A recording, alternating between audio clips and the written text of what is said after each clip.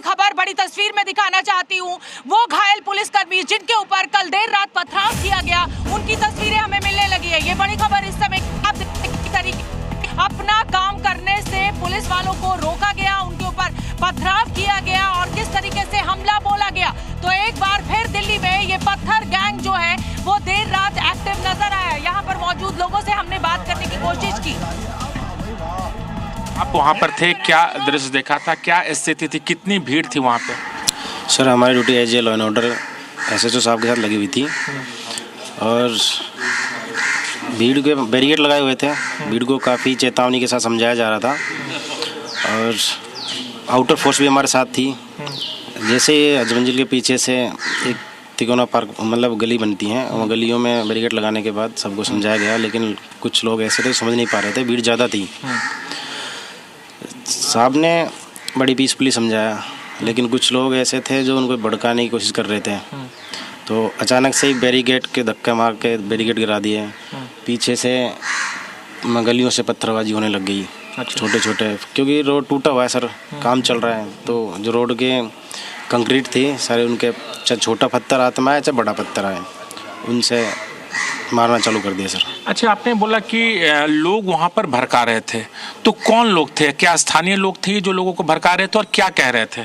Sir ऐसा नहीं पता लगा जा सकता, लेकिन आवाज़ें जो आ रही थी, हम तो as a duty law and order कर रहे थे, लेकिन जो आवाज़ें आ रही थी उस हिसाब से जो सामने की भीड़ जो भड़क रही थी, उस चीज़ को देखते हुए।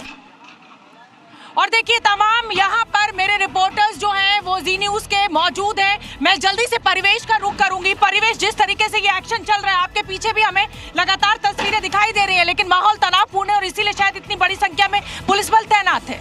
देखिए यहाँ पर RAF की एक कंपनी और कह सकते हैं कि इसके साथ CRPF की कंपनी, दिल्ली पुलिस के जवान और तमाम जो बड़े अधिकारी हैं इस पूरे एरिया के, सब कोई यहाँ पर मौजूद है।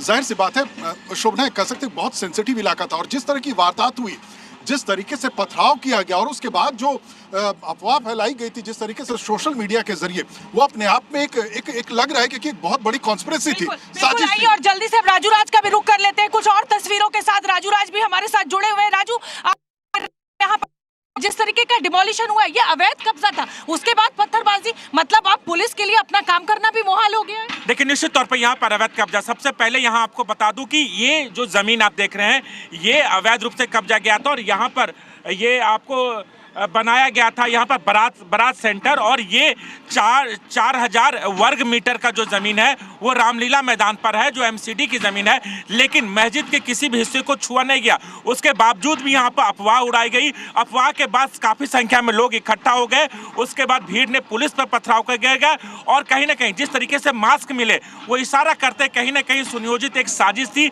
जिसके तहत ये पूरा घटनाक्रम को अंजाम दिया। यहाँ तक कि रामपुर के जो सांसद है वो यहाँ पर मौजूद थे और वो भी यहाँ मौजूद थे, हालांकि उनका यहाँ पर कोई काम नहीं था।